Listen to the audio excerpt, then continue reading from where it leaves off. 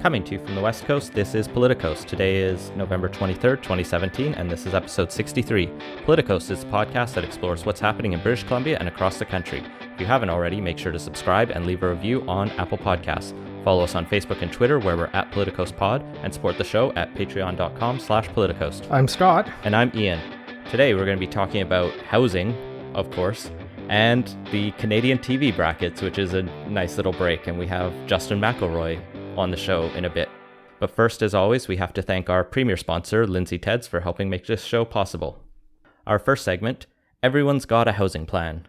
Scott, there's two big housing plans that released in the past 24 hours, and you almost read them.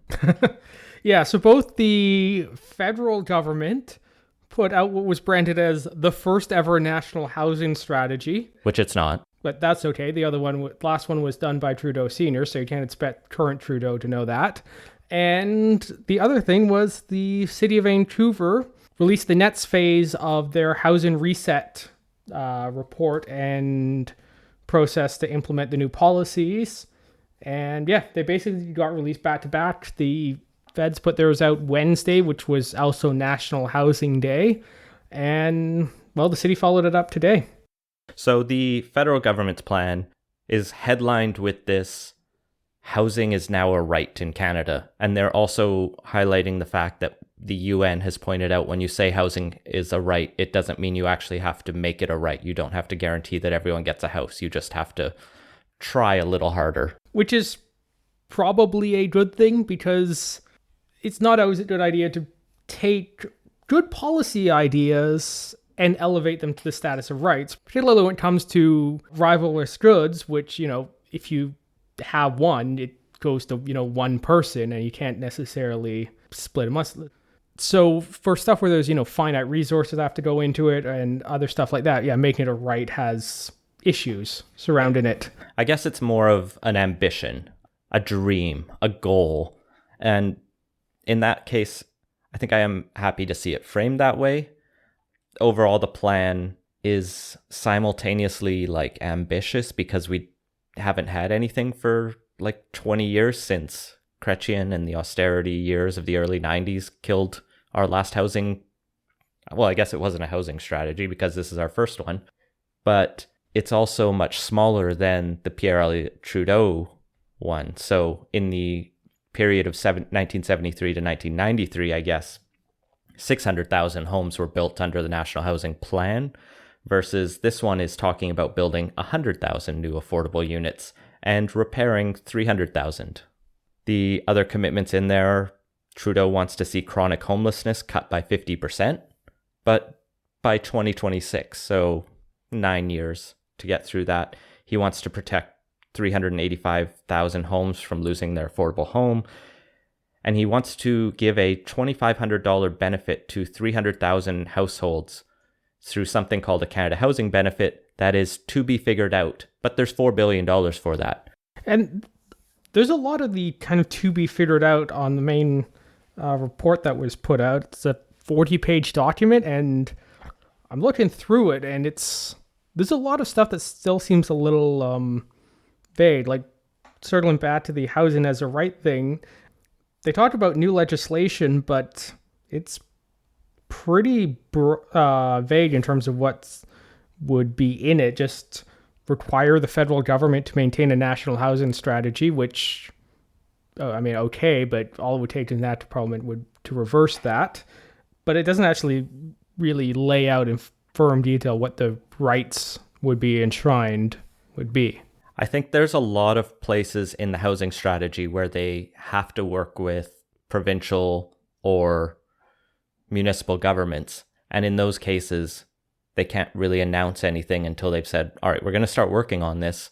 Now we need to build those partnerships, unless they've been spending months behind closed doors, which doesn't tend to happen because one of the governments will leak it to try to get an advantage. Yeah, and that kind of brings up one of my reservations around a national housing strategy, which is, why is the strategy national? Because not only is housing generally falls under the provincial jurisdictions, the situations are very different depending on where you are in the country. A the housing issues facing Nunavut are significantly different than those in Toronto, and which are in turn different than Montreal or Edmonton. And, is kind of a national program really the right way to go about it, or would it be better to kind of tailor it more to each individual location? I think the same arguments can be made about the healthcare system, but we have a national healthcare system that guarantees some rights. Like, we have a right to healthcare, but it's not enshrined in the Charter or the Human Rights Act. But we feel like we have that right. Now, this, I think, is working towards that same goal, and it recognizes that the people in the Maritimes have very different health needs than the young population in Alberta versus people in downtown Toronto versus rural Ontario versus British Columbia. And recognizing that similar approach in housing makes sense to me. I'm actually surprised Canada has never tried to get an education policy at the national level. Australia has one, despite having the same federation structure, but that's an entirely separate debate that we don't need to get into here. But I think this is a good step forward. I've seen a lot of housing advocates go, it's not bad. They're kind of happy. It's better than nothing. We've not had anything like this for a while, so it's hard to criticize it. Of course, it's not as ambitious as Pierre Elliott Trudeau's plans, but nothing the governments do anymore after years of austerity, neoliberalism, whatever you want to call it, have almost reduced that idea governments can do things. But here's Trudeau trying to reverse that and say, here's $40 billion over 10 years to make housing great again, as Maclean's put it.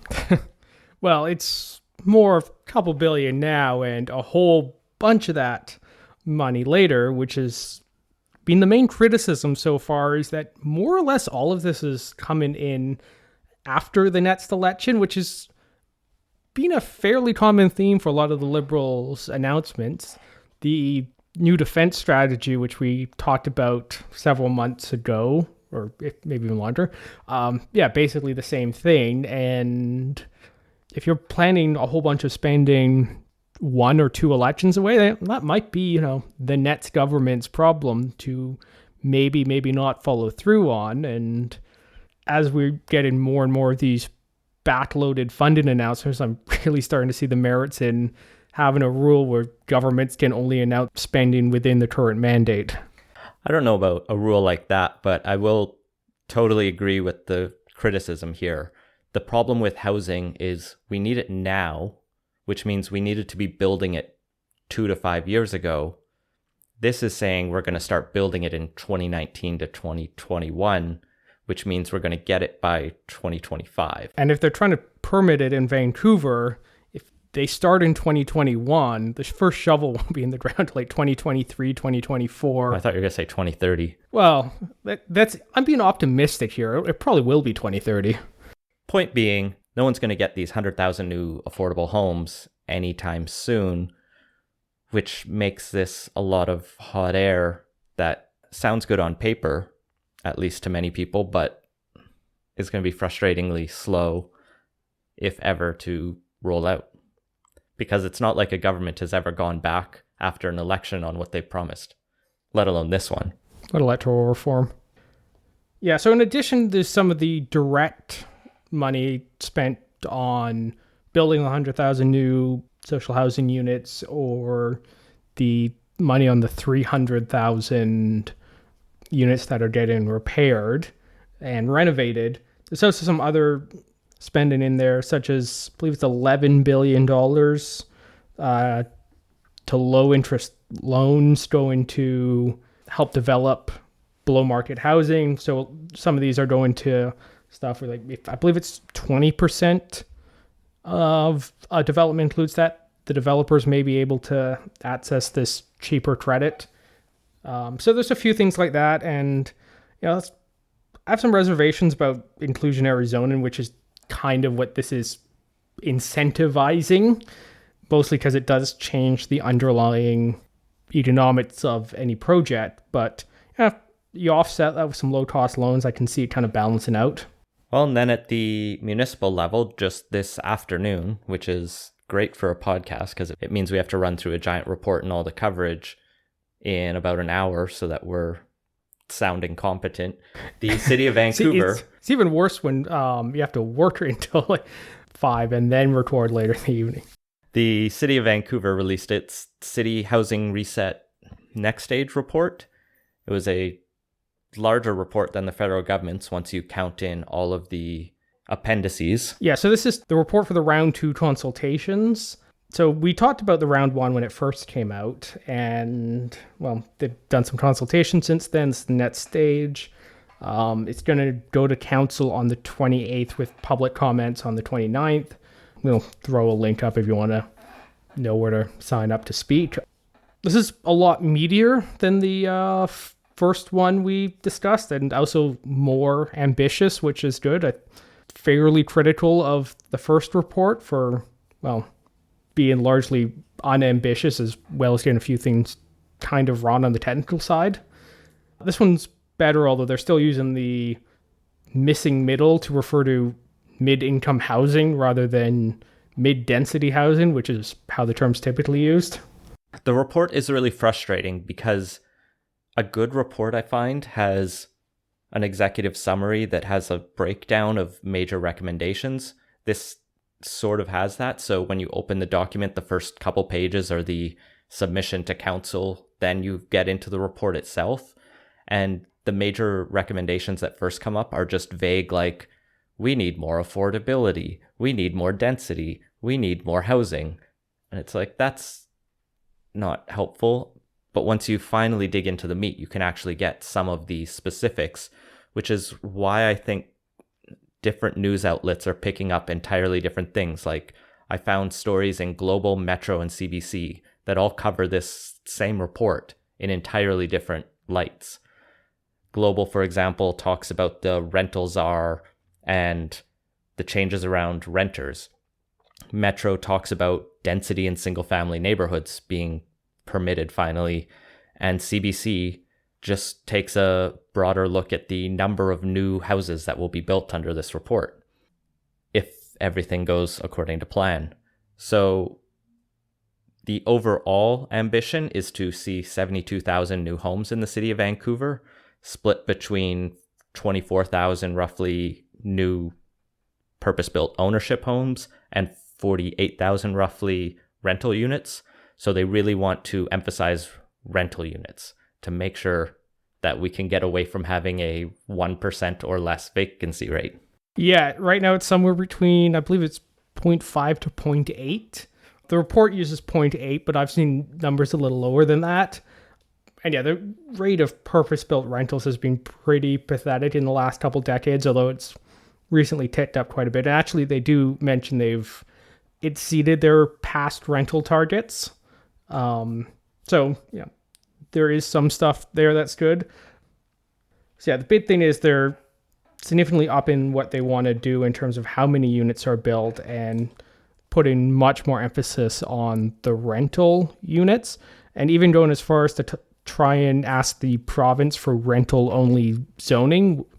So, you know, given area of the city, you can only build rental buildings there, which I have some reservations about, but would definitely be one way to incentivize rentals.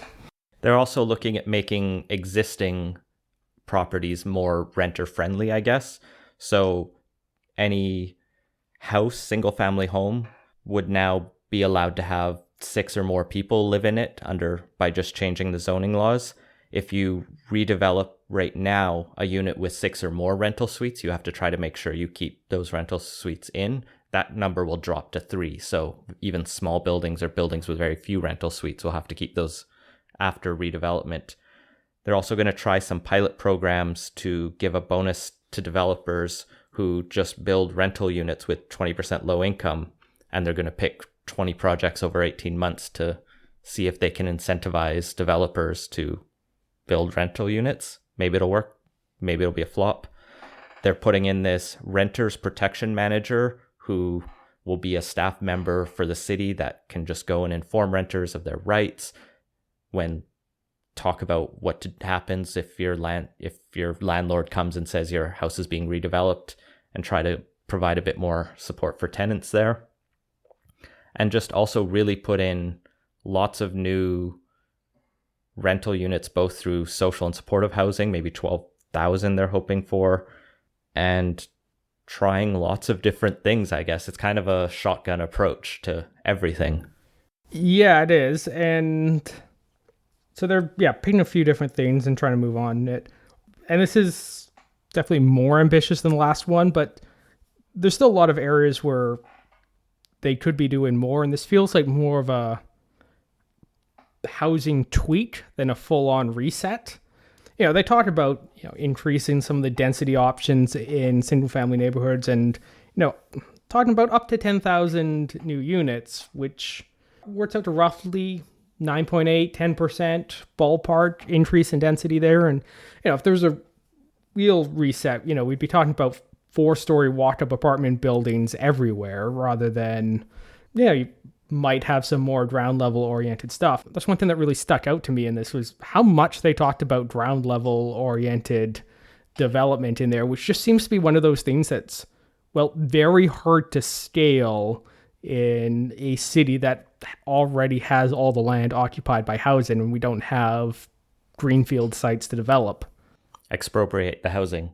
They're not talking about expropriating the housing. That's just a pipe dream. Yeah, although there was some talk by our guests here on a recent article about possibly changing the golf courses in the city to housing. But for the most part, the emphasis on ground level development, laneway houses, increasing the number of duplexes, all of those things are hard to scale and fairly expensive on a kind of per unit and per square foot basis.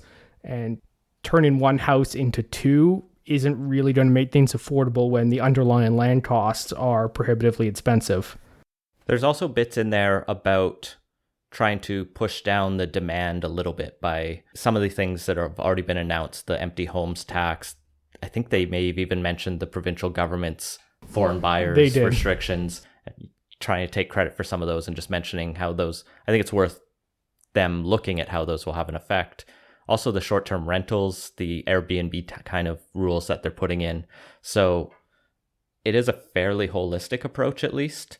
They highlight in one point of the report, similar to this controversial Globe and Mail article that I saw go around debunking the supply myth, in quotes. Oh, that was terrible. Okay, I'm not even going to start on. They highlight in the report, and what that article also talked about is this sort of Statistics Canada and a couple of other numbers that we have been building as many new units as people have grown by Statistics Canada numbers. So where are they is the question that arises. And the guess is, well, they're being shelved as security boxes in the sky. And I think that's where the anti-supply push comes really hard. And so they at least recognize that there's some problem there. We can debate day and night all the scale of it, but putting incentives to, or disincentives, I guess, to keep a house that could be unoccupied, and also at the same time trying to open up new housing. Seems like a good balance to me. Yeah, and there is without a doubt at least some demand side issues in the housing market here. The question's always been how much, and so far all of the demand side measurements we've put in haven't really shifted things very much. When the foreign buyers tax was hastily thrown in, it kind of dropped sales volumes, but not prices very much. And what are we, 16 months out from it being implemented? Housing's more expensive than ever. There's a role for that. We've talked in the past with Tom Davidoff about how the tax structures aren't very well structured to incentivize people to use housing more effectively, and how property taxes are probably lower than they should be. And nothing in here, I think, talks about changing the tax structure at all. Nothing beyond the usual empty homes tax stuff they're talking about. So in terms of the demand side stuff, more or less what they have in there is policies they've already started to implement or have been implemented, with a bit more on the worked with other levels of government, other partners on it. The one thing that is in there, which I think is actually really good, is changing some of the land use stuff and development processes that encourage speculation, clarifying the community amenity contributions and kind of changing how much of the stuff is done through rezoning rather than, straight out zoned ahead of time. Because, the way it works now, you get a lot of kind of land speculation as kind of one or two properties or like small little areas get changed. And that kind of discretionary piecemeal approach leads to a lot of kind of very localized speculation in the market. And getting rid of that, I think, would help a lot.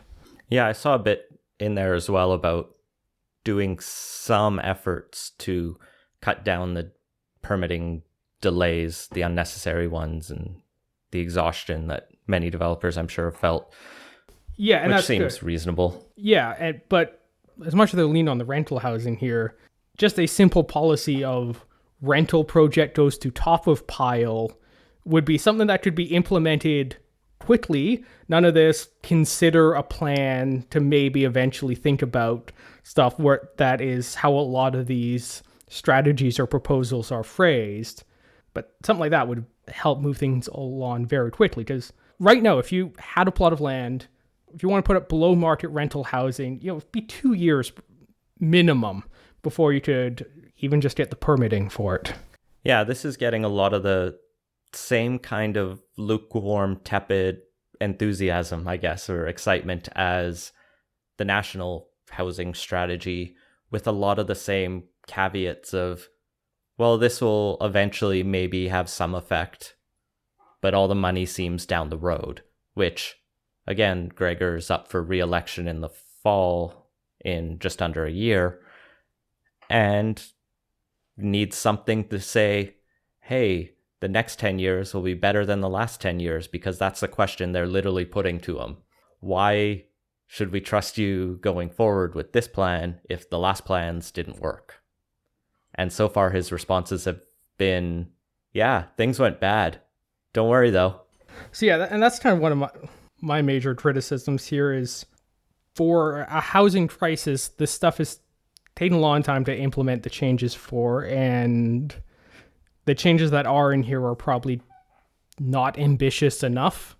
Yeah, so going for stuff like more kind of slight increases in density in a lot of areas doesn't really work when you actually pencil out how much those units would realistically cost to build, especially with land values and stuff. Some of the speculation issues surrounding rezoning and development are, might be helpful there. But, if you really want to tackle that, make every residential lot in the city be able to build low to mid-rise apartment buildings, and you cut the land values of multifamily land significantly because, well, now there's a whole bunch more of it. It's not squeezed into these little spaces on arterials or downtown. The thing is, it's really easy to cut people's land value. They just don't like that, and those people vote a lot. So doing it is politically toxic. It's, I think, the same problem the provincial BC NDP are facing, and why they haven't done much on housing yet, because turns out it actually is a pretty complicated file where the easiest solutions are political poison pills, and the other solutions take a long time and a lot of money, which is a poison pill of its own. And yeah, kind of the other thing that I have issue with here is they have some, nice numbers on how many houses they want to build, but it's a little vague on both where those numbers come from, like why choose 72,000, and the other issue is, why are we using just raw numbers of new houses versus, say, targeted in the vacancy rate and, hey, let's build enough housing until, say, the rental vacancy rate is 3% consistently for 5 years. Like, that would be a very clear, we've gone to the point where it's generally considered to have a healthy vacancy rate in the market and maintain it for an extended period. Like, that would be a very kind of clear target to shoot for.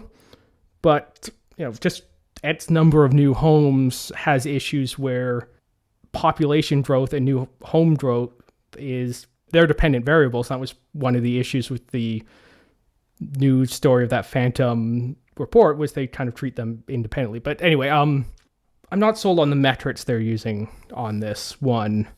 It would seem to me much better to kind of target specific affordability and vacancy numbers rather than just raw units built, even if significantly upping the number of raw units built will help. So yeah, overall, I like this. There's some good stuff in there, and it's nice to see they're actually seriously talking about changing some of the zoning stuff, how they do development stuff. There's a need for more social housing in the city, and that's good. But this would have been a great thing to do in 1980, but we're a couple decades late on these changes. That's the thing. It reminds me of how Diego Cardona ran the by-election campaign, which was kind of, yeah, we know you're upset at us. We want to do a bit more. Here's a bit more. But I don't know if it's going to be enough to alleviate the tension and the pressure and the anger that's growing against Vision's failures on the file. So going into 2018, NPA has its narrative. They just have to run the Hector Bremner line. He didn't get even 30%, but in a divided field, the NPA slate can run on that side and see where it goes at the citywide level. The other interesting question will be, what happens to all the Jean Swanson types? Who becomes their champion? Is she going to do a mayoral bid and try and run on we need to do this, but times 10 and screw the market stuff? Just build the damn social housing and tax the rich to pay for it. Just some ideas are going to fly out that are all more ambitious than this, whether they're from the left or the right. And this, like, you can have the ambitious centrist almost option, like you do this times 10, and then you're being ambitious. But this is, well, here's some housing through a mix of everyone else's ideas, but it's not enough to really appease anyone. And so I don't know who it's inspiring, even though people generally go, yeah, it's not bad. Yeah, I think at this point, Vision's more or less going to need a miracle to pull themselves out of losing the next election. Just, yeah, there's a lot of discontent brewing in Vancouver about, well, mostly housing. And this is just the second phase of the consultation. You're only going to start seeing the implementation less than a year before the election. In terms of the building out more housing, yeah, that doesn't happen quickly, even if the city's permitting process wasn't incredibly screwed up and time-consuming and full of delays. If people could get permits overnight, you still would have long lead times to get the housing built in here. And in terms of the demand side stuff, most of it's kind of started and more or less hasn't had much of an effect. And, they're not proposing tripling the empty homes tax or anything like that really pushes even harder on that. So I don't think we're going to see much effects within the next 11 months before the election. And at that point, yeah, I don't think there's much that's going to save them on this, and other than the NPA really screwing up the campaign. Well, and Vision always has the default, be scared of those other people kind of line, which I imagine they'll play. Yeah, it didn't work out so well in this past election. Well, we'll keep following the housing file because apparently it never goes away in Vancouver, and I'm sure there'll be something else in a couple weeks, even though we keep trying to look at bigger topics than municipal politics. At least we got to talk about some federal housing policy in this case. Well, let's move on to our second segment, Nostalgia to Death. We sat down with CBC's local politics reporter, Justin McElroy, to discuss TV shows and which one is the greatest Canadian TV show of all time. Well, we're sitting down with Justin McElroy of CBC Vancouver. Welcome, Justin. Hello. So, can you introduce yourself to our listeners and explain why you're so intent on dividing the country? Yeah, I'm Justin McElroy. By day, I am the municipal affairs reporter for CBC Vancouver, doing stories on all the municipalities in Metro Vancouver, from Lions Bay to the township of Langley, and everything that's happening at city halls, both from a municipal perspective and a regional perspective when it comes to things like transportation and housing. But I also have just a silly website of my own, justinmcelroy.com, where for years I've done, silly articles looking at, fake followers that political parties get, or what I've been doing more the last few years is arbitrarily ranking things. I ranked every single Heritage Minute a few years ago, and last year I went on a quest with friends to rate and rank all 42 breweries in Metro Vancouver, and that was fun.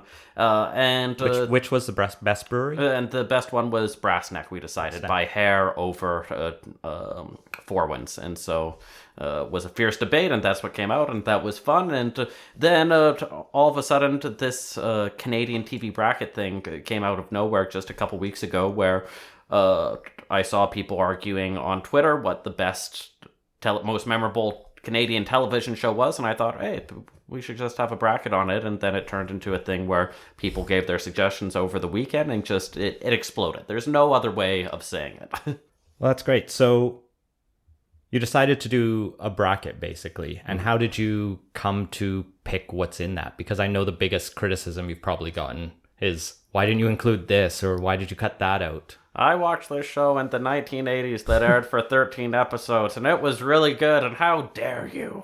No, yeah, basically, I started, I put something out on Twitter with just 16 shows, and people said, the top of the top type things, and people said, it's like, what about Street Legal, right? Or what about Today's Special? Or what about Polka Dot Door? Or what about Seeing Things? Or, all these types of shows from the past. What about Reach for the Top? And so I added all of those, and then I started thinking, okay, what brackets could you have? And I thought at one point, okay, well, maybe 32 shows, and so, or maybe you have the midpoint of like 48. And so I showed people when I had like 44 shows on Twitter, and then there was like 150 responses of people saying, what about this, what about that? And so I eventually got to a point where it's like, okay, I've gotten the ones that people have asked for the most, that there's been multiple requests for, and it's sort of sifted off of, okay, you're doing an NCAA style March Madness bracket, so that means you got 64 entries and you got 4 different brackets. And so, okay, well, what are we going to divide them up into? Well, obviously, like, comedy, drama, and children's are sort of the 3 that are easy to break off, and everyone has different opinions on it, and you can do stuff with. And then it's like, okay, so what's the 4th one going to be? Is it going to be like really old-timey things that wouldn't necessarily compete with with things that are a bit more modern? Are we going to call it, non-scripted things? Are we going to call it like non-fiction things? And eventually I just went, let's just call it miscellaneous. So all the other stuff in there, which meant you had really strange matchups like Walk with Yan against Street Sense, or really tough ones like Heritage Minutes versus Hinterland's Who's Who. And so that's been the most hodgepodge one. But yeah, it's just, so I went, okay, you got those 4 brackets, then you figure out how to seed them 1 through 16, and I chatted with a couple friends over, do you think this makes sense? This is too high, this is too low, and I figured it out. And at that point, it's a bracket. It's pretty, it is what it is, and you just open up the polls each round and say, let her go. And I thought that there would be some interest, a few hundred people, or maybe a couple thousand, and then it just became like the thing that dominated Canada Twitter for the last week and a half. So do you think you kind of got a really good representative cross-section of Canadian media on here? Like, I might be showing my millennial roots, but like a lot of these are ones I'm not very familiar with. Yeah, and it was like part of the thing was having shows that ended before 2012, right? And part of it is also just showing all of the breadth of Canadian television, which you're really talking about here, like 1965, 1970 to 2010. So naturally that stilted. If you're trying to do a broad cross-section from there of, a lot of these things stopped airing, by 2000 or so. So there has been that. And the other thing is just, in the 70s and 80s, and even to a certain extent in the 90s, when sort of YTV was in its early days, or what I would consider its prime, being an early millennial, it was the case where most people, you only had 20 channels at most, and in the 70s or 80s, you probably only had like 5 or 6, and lots of people only had like the CBC and maybe, CTV and Global, depending on what your rabbit ears picked up. And so therefore, Canadian shows had a much more important part of, our growing up and our overall lexicon of what shows mattered. Now, you start going things past 1995, it's like, there's the stuff on YTV and on CBC and CTV and Global, but there's, 200 other channels with stuff, and 24 of them I watch all the time and have passions of. And so it's harder in that environment for a Canadian show to really stick out in people's minds. Like one of the newer ones that was on there was Flashpoint, which was a pretty, well-watched and well critically received drama on CTV from 2008 to 2012. And I put it as the 10 seed, I think, versus Danger Bay, which is the 6 seed. And I thought, okay, Danger Bay, not known as like the greatest show, but one that people enjoyed back then. And Danger Bay crushed Flashpoint, right? And so part of it is, the fact that maybe because this is shared so much by media types, and media types are, tending to be like 30 to 50, that it is that way. And part of it is that it's on Twitter, and Twitter isn't a place where, 20-year-olds are as much as maybe 40-year-olds. But I think the biggest thing is just the way the culture has changed. It means that there's a sweet spot for Canadiana shows sort of existing from 1975 to 1995 that probably won't look all different in 5-10 years time, though it will be interesting. I mean, if you did this in 10 years time, lots of people said, what about Letterkenny, where would that show up, or what about Kim's Convenience or Schitt's Creek, right? So but for a moment in time, it's a fun representation. So you mentioned that you were surprised by how many people have been taking this. Just for listener, what's the stats, like how many votes have anything gotten, and what were the biggest surprises? I know there have been like Corner Gas tweeting out as an official account to try and tilt it. Well, and so to answer your first question, most of the polls have gotten between 5,000 and 10,000 voters, right? And it's when it's a matchup where it's a couple shows that people know really well, it's up on the high end, right? When it's like it's the first round, like the Tommy Hunter show versus Don Messer's Jubilee, two CBC variety shows from the 60s, 70s, 80s, and 90s. The 60s, 70s, and 80s more, that was on the lower end of the scale because there's less people who watch them and less people with real passionate takes about them. So it goes there. The biggest surprise, honestly, was the Traders bot controversy, where it was the first round drama, 3 seed Degrassi versus 14 seed Traders, and you figure, okay, Degrassi's going to win. Everyone knows that. Traders, good show in its own right, but only lasted 4 years and sort of nondescript at the end of the day about investment bankers. Hard for people to get really emotional about investment bankers. And I go to bed after day 1 of voting, and Degrassi has 80% of the vote or so, and I go, well, that's expected. And then I wake up in the morning, and Traders has the lead. And I go, that's interesting. Also, the Traders versus Degrassi matchup has like 4,000 more votes than anyone else. That's interesting too. And so at the time, I just gave them on a sort of like a very strong hunch that some chicanery was there. And it's like, well, I can't prove that there's a bot, but I'm going to remove 2,500 votes here. And then I was able to do some analysis over the weekend, and I found that 6,000 votes for Traders came from 2 IP addresses. And it's like, that's pretty definitive evidence. But the fact that someone cared, they cared enough about Traders to try and rig the tournament for them, but they weren't skilled enough to rig it in a way that wouldn't be obvious with an IP tracker. Do you think it maybe was an investment banker who just is good with numbers and wanted to show that off? I don't want to speculation? I don't want to speculate. I know that the Prime Minister's chief secretary, Gerald Butts, a few hours before this bot happened, said he was sad Traders was going to lose. So would be irresponsible to say anything more, but it's just like, but man, that someone cares about Traders that much, like 18 years after it went off the air, is something. So you don't think you made a discreet call to the communication securities establishment? That would be a very strange risk to take. But I'm not going to preclude any actions by any individuals on their passion for Traders. Are you going to be filing any FOIs with the government to see if the word Traders is mentioned at all? It's I won't, but it's funny just looking through, because you can see the IP addresses of which IP addresses have the most votes, because obviously I could see there was like 4,000 from one place, but there's a lot from like provincial legislatures and provincial legislatures and obviously media newsrooms through this.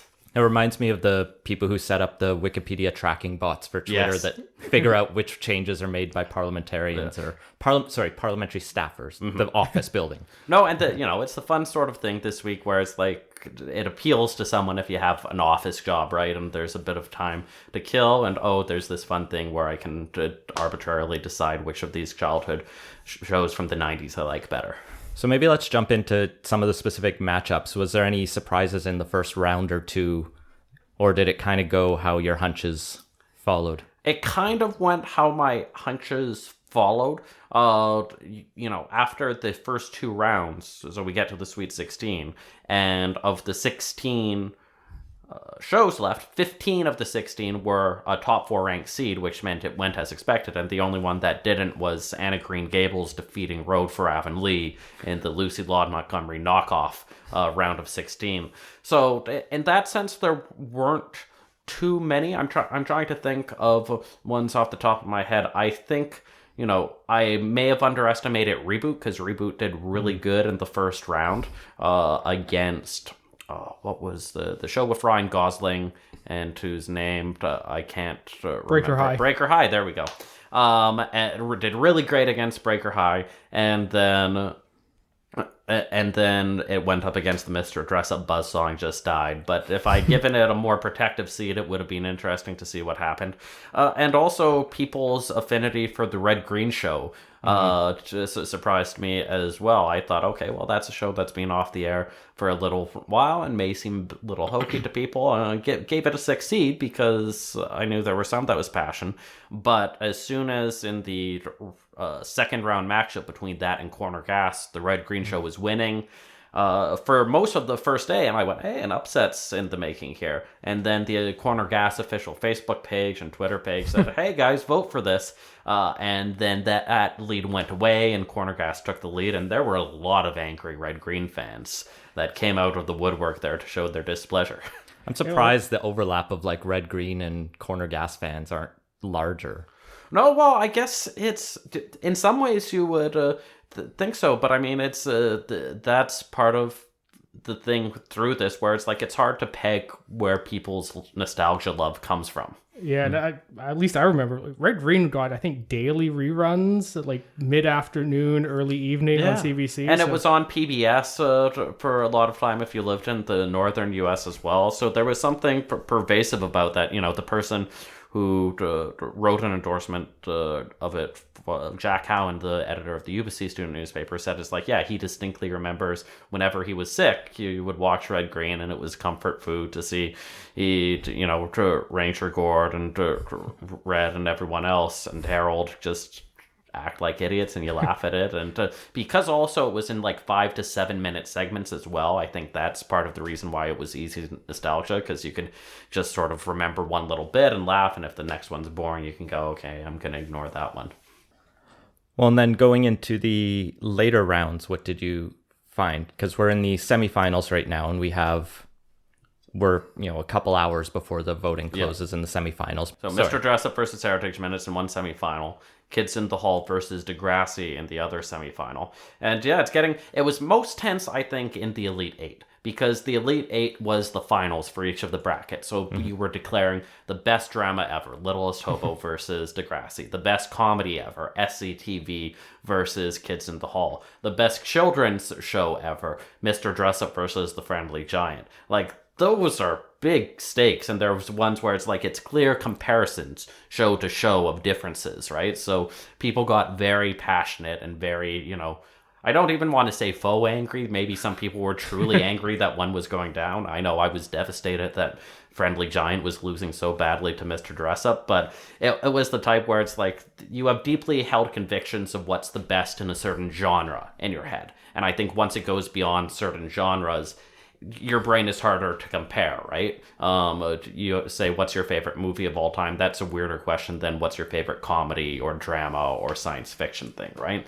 So now that we're into the Final Four and the final, for the sake of this arbitrary contest we're running, it's a very important question. But in people's minds, maybe there's less stakes of just going, Degrassi versus Kids in the Hall. Well, I sort of like both. I hadn't thought about it, but okay. And for a lot of people, they're putting down Kids in the Hall because it is romping away to a victory. And so is Mr. Dressup. Yeah. Do you think that intensity is going to ramp back up for the final showdown? I don't know. I mean, I hope so, certainly. It's the type of thing where people have been saying the last couple of days, I can see it's going to be Mr. Dressup versus Kids in the Hall, and I don't know what I'm going to do. Can I vote against my childhood? Like, Mr. Dressup has been, in some ways, protected thus far because it's just going up against children's shows, and then in this Final Four it's going up against Heritage Minutes, which is not a show, right? It's just it's delightful, but it's a different thing. And so people haven't really had to weigh the thousands of dress-up lovers so far, that childhood memory and warmth versus what they've enjoyed as a teenager or an adult, and try and appropriately trade them off. And so it's caused some Twitter angst, and we'll see how many people yell at me on the internet in the next couple days.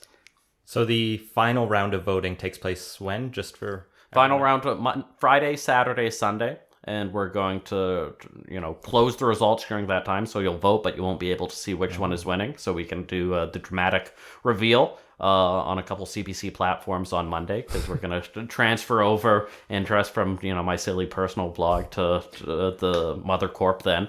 And we'll see what happens. We've got the John Semley, who was the writer of the Kids in the Hall, definitive Kids in the Hall book that came out last year. He wrote a 300-word little endorsement for Kids in the Hall for this final round. And Mr. Dressup will just put memories that people had of Mr. Dressup in for there to remind people. And it's hard to say who will win, right? Because they come from two very different parts of your mind. Mr. Dressup's very broad. Kids in the Hall comes from a very specific type of comedy.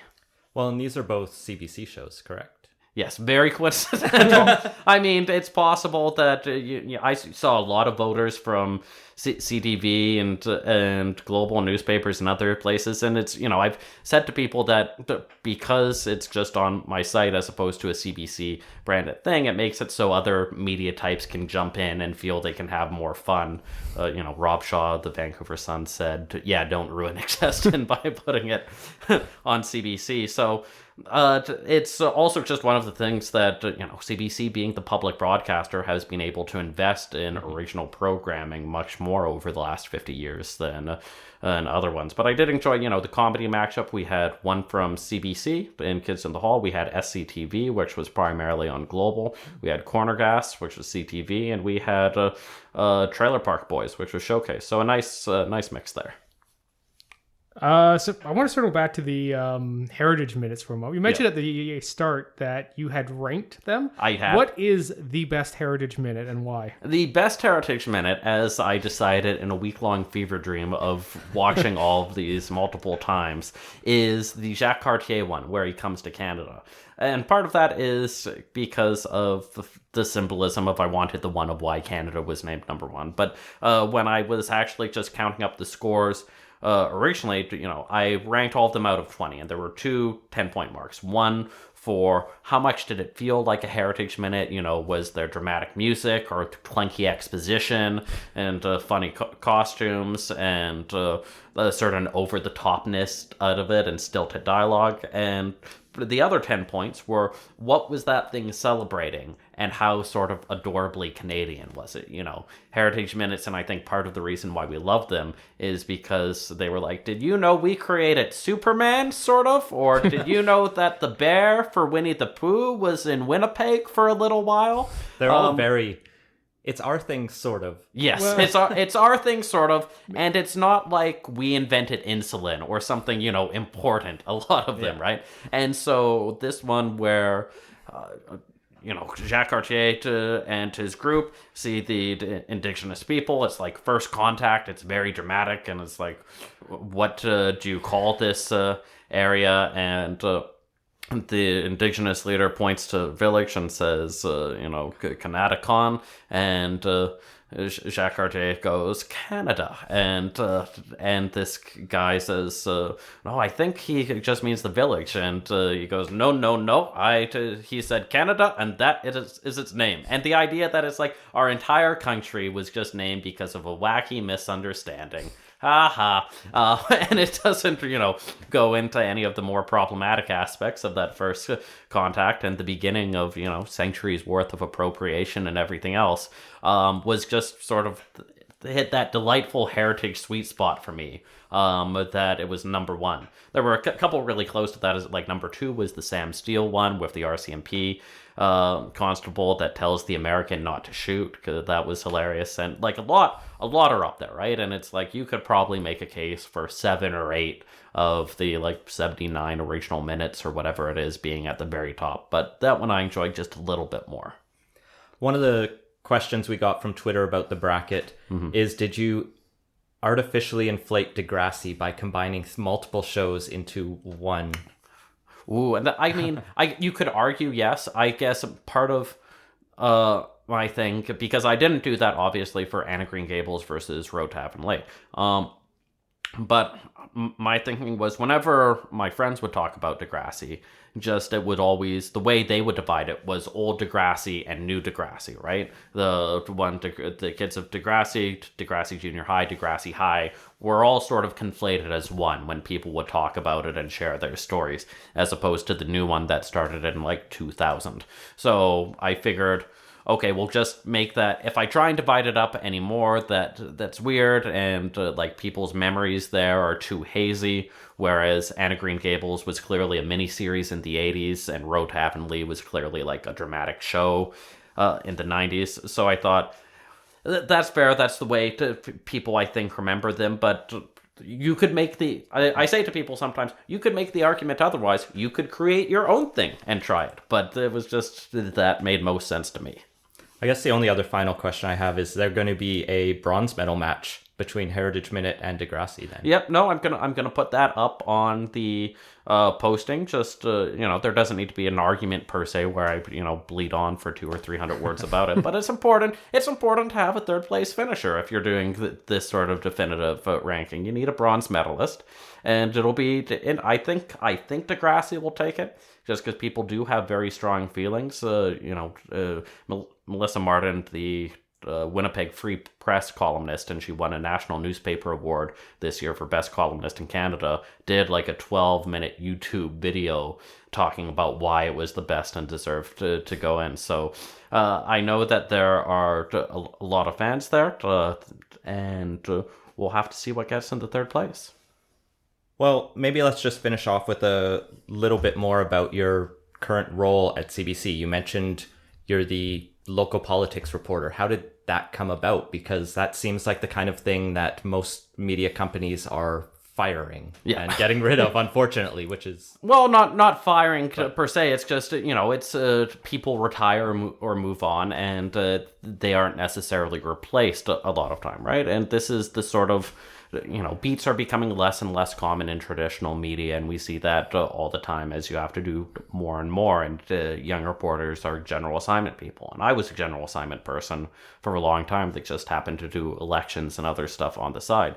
But it's the sort of thing where, CBC, we still have the resources to do things like this. And this is the sort of public interest journalism where, look, a lot of times it might not necessarily get the same amount of clicks that you will do if you're in more general assignment and crime and human interest type stuff, but it's important and there's a large passion for it online. So we decided, or I should say the company decided in all of its wisdom 6 months or so ago, that they were going to invest in this and have the position. And the response, when it was announced, the response online was huge.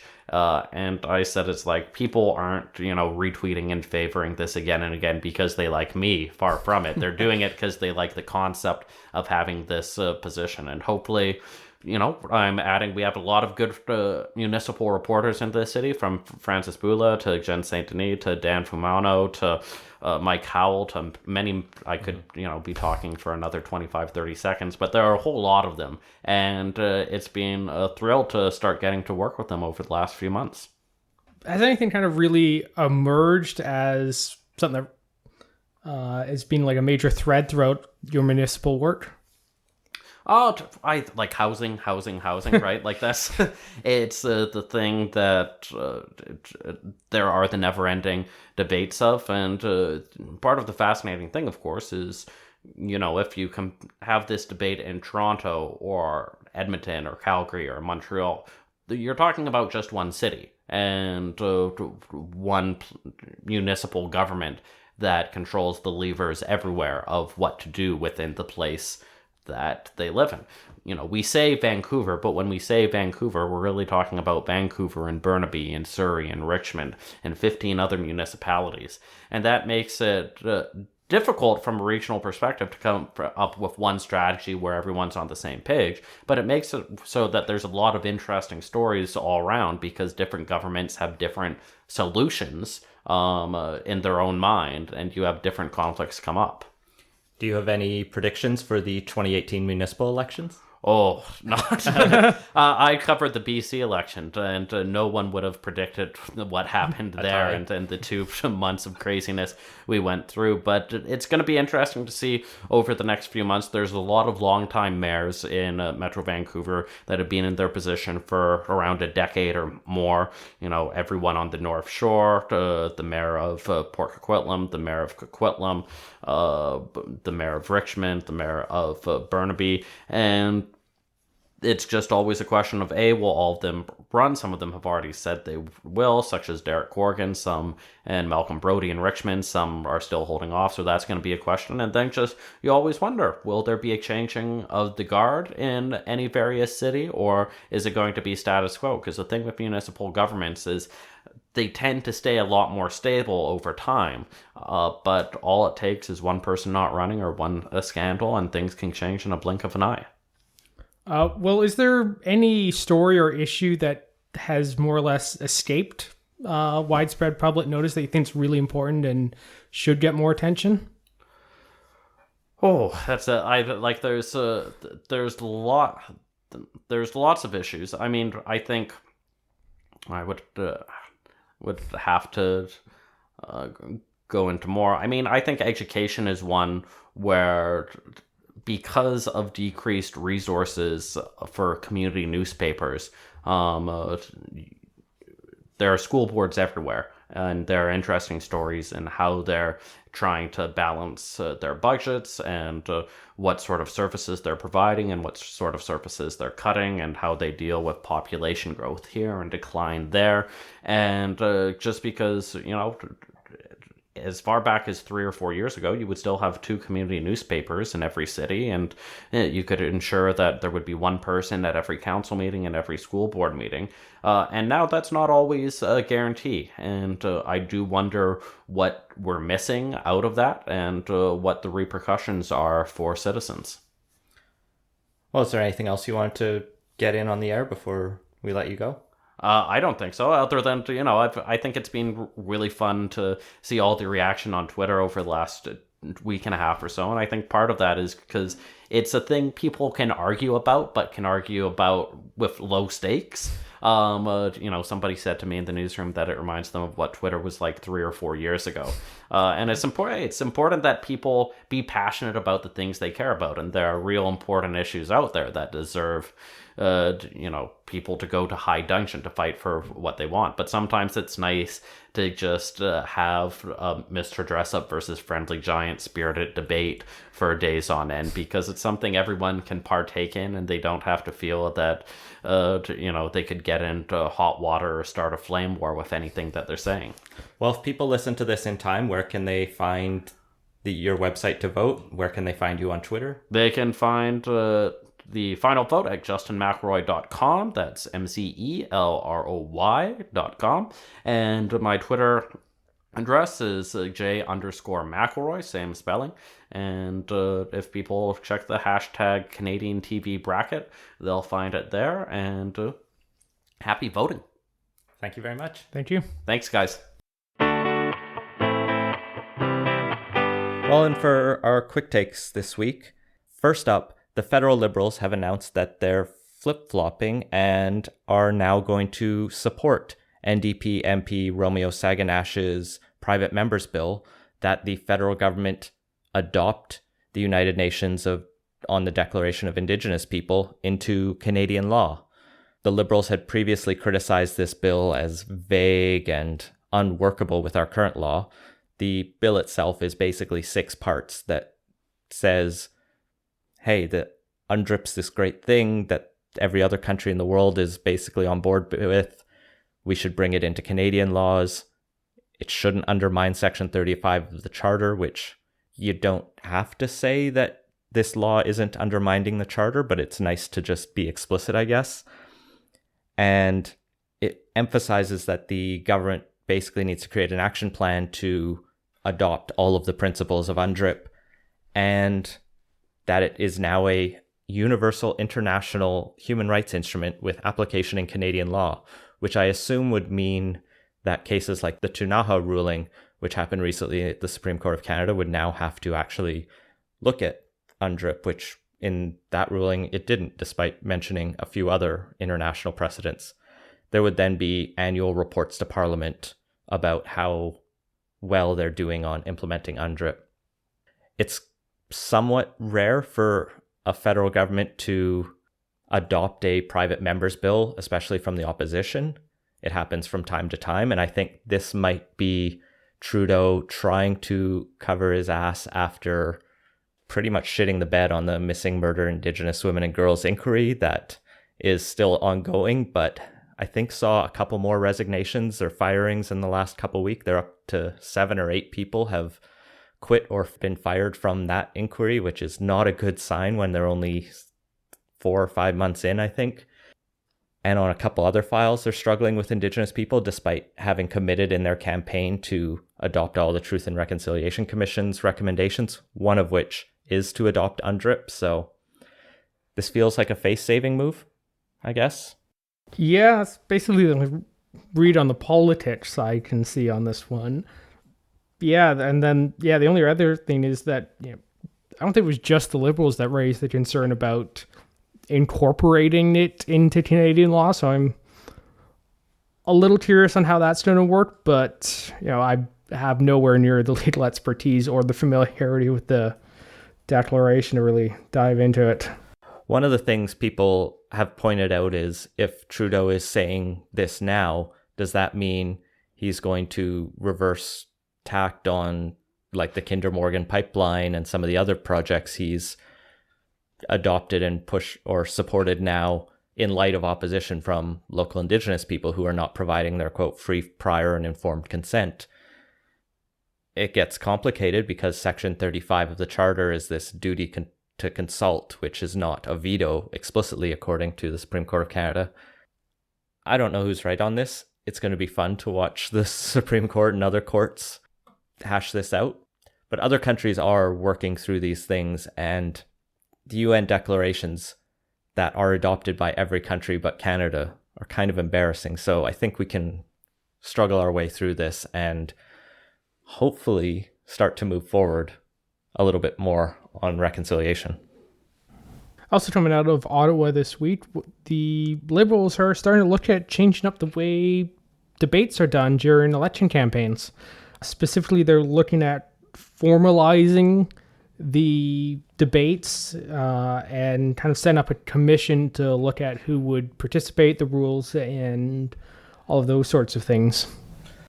Up until this last year, there was basically a media consortium, Global, CBC, CTV, and maybe CPAC or other TV stations, all got together and said, here's how we're going to do leaders' debates. And it became a little bit of a problem in 2008 because Elizabeth May was like, I should be there. We have a MP that just switched over to our party.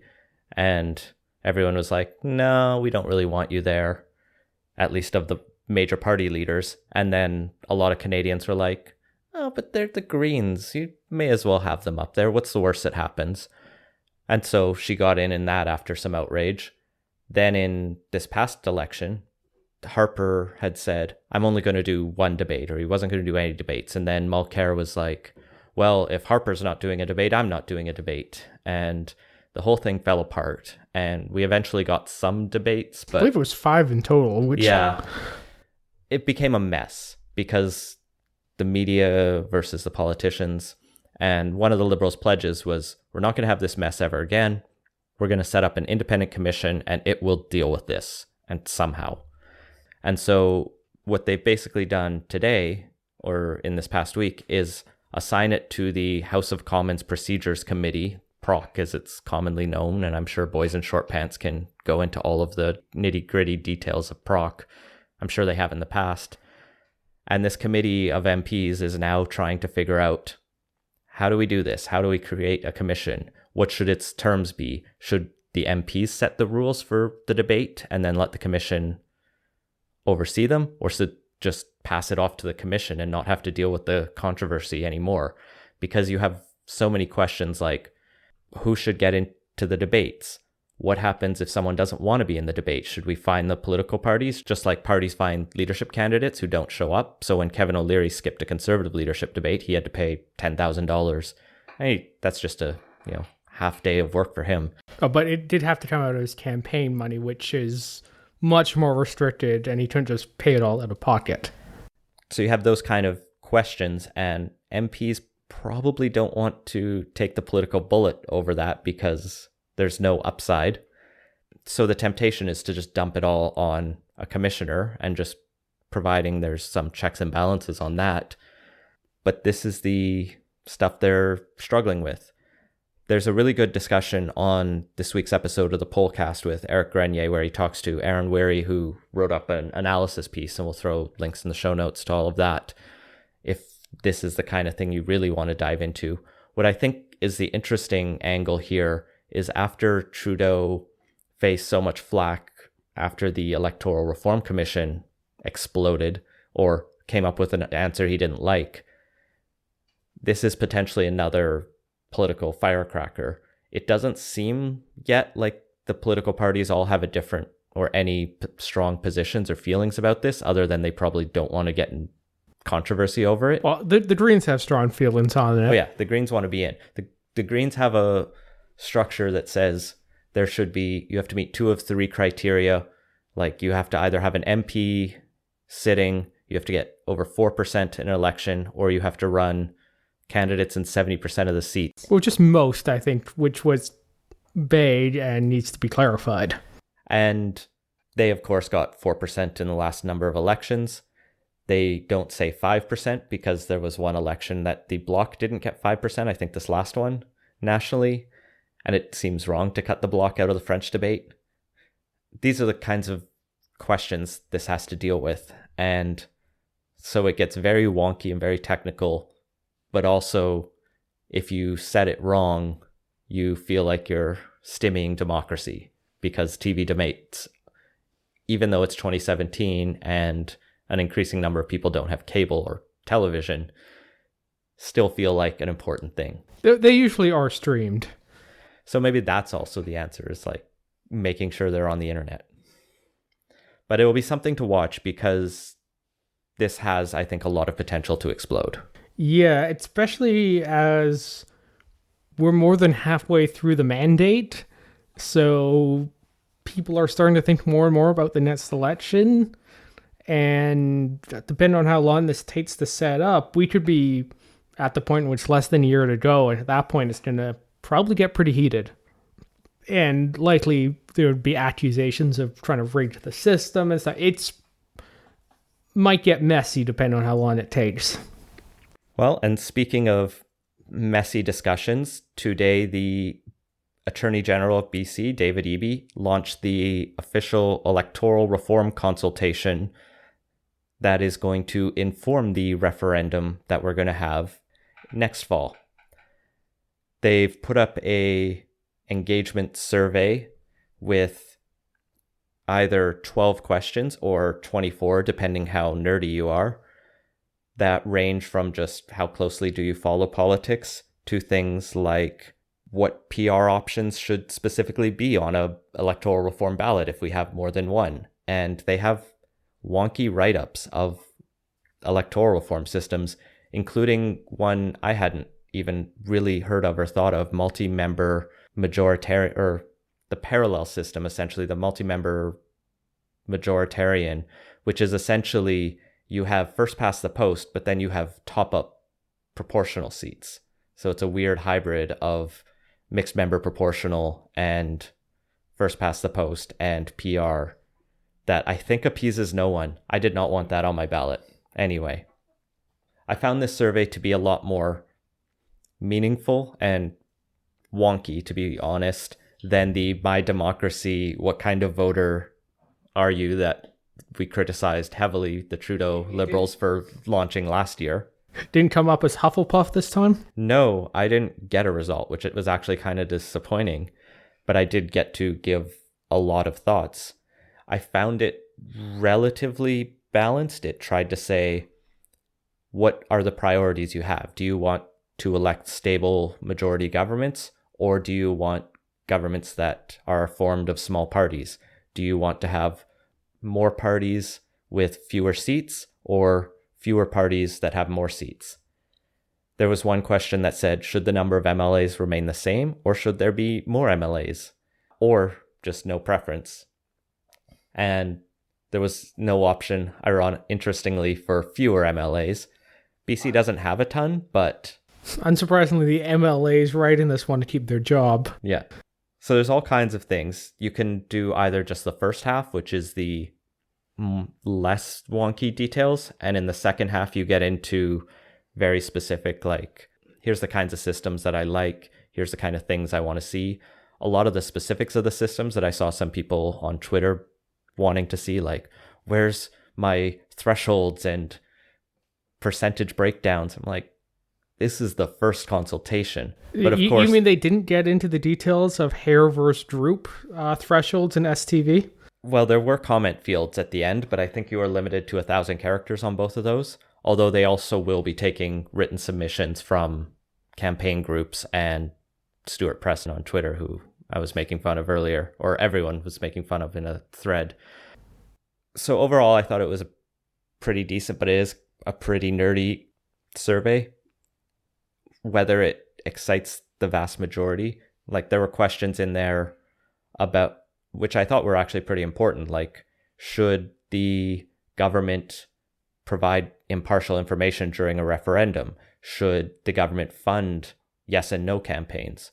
What should the rules be around those kind of questions? So it wasn't all just about the electoral reform itself. So I think it shows that they don't know where they're starting from.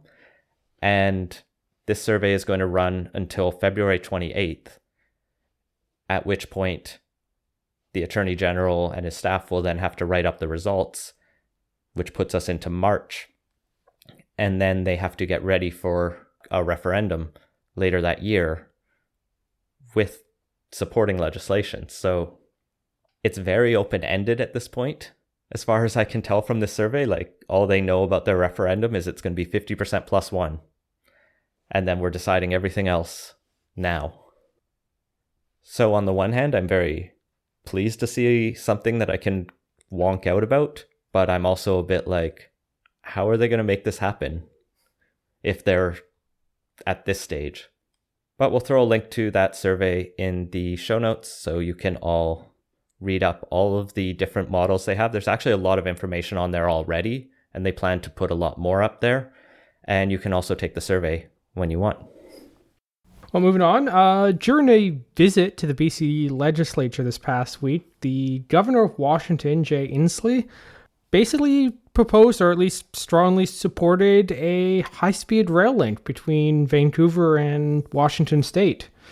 So this is actually the first time a Washington governor has actually addressed the BC legislature since, I think, it's 1984.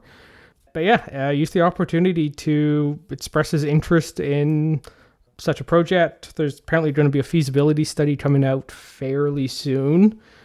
And yeah, it's looking like there's support on both sides of the border for this one.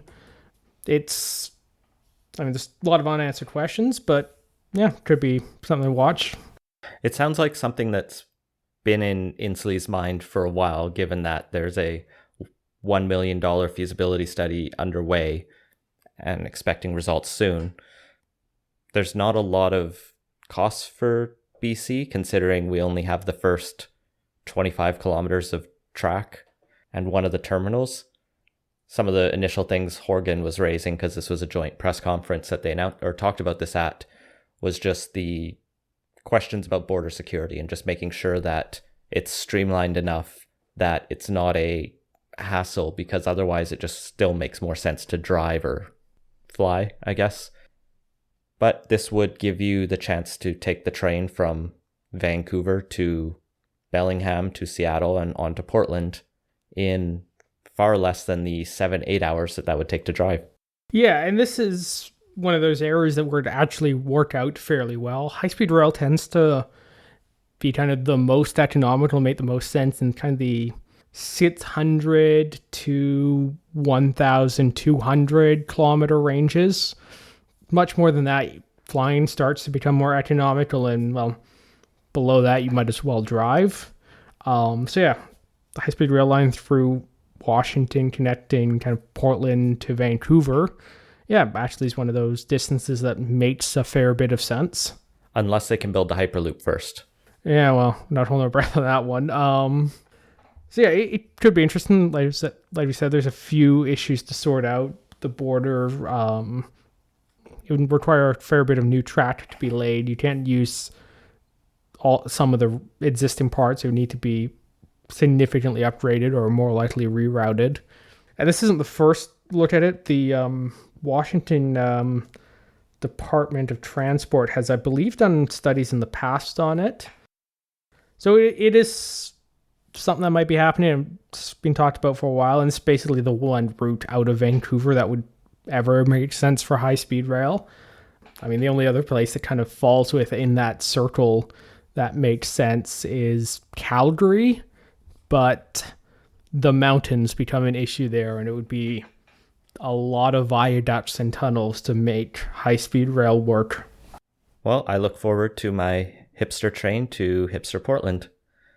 Finally, looking forward to 2018, George Affleck, one of the most prominent Vancouver City Councillors from the NPA, has announced that he's not going to be seeking re-election next year. This is going to be his last year on City Council after, I think, 2 terms. He cites his young family and personal business that needs some TLC as reasons for not wanting to run. But I think there's also speculation that the internal politics of the NPA may be shifting towards more the Hector Bremner than some of the wealthy NIMBYism, perhaps, that's been in their past. There does seem to be a bit of a shift that happening in the NPA, and George Affleck was less on the kind of YIMBY side, for lack of a better term, of the NPA. So, might be a bit of internal politics shakeup, but, it could also just be it was, time for a change. And 2018's shaping up to look like a fairly decent year for the NPA. So I could see the incentives to stick around if you're an NPA politician, especially one with a fairly high profile like Affleck. So it's probably actually what it sounds like, want to spend more time with the family and his other work. He does also highlight that it's going to be a more open and interesting leadership contest to see who's the mayoral candidate for NPA. And yeah, it'll be interesting to see who steps forward for that. Besides Wei Young, the conservative CPC Jesus former MP, who I don't know anyone who's rooting for right now. And that has been Politicos. Find links to stories we mentioned in the show notes at politicos.ca. Make sure to subscribe wherever you listen to podcasts and follow us on Facebook and Twitter at PoliticosPod. Leave us a review and let us know what you think. Support the show and get early access to our interviews at patreon.com/politicos. And if you have ideas for the show, feel free to send them to us. Thanks for listening.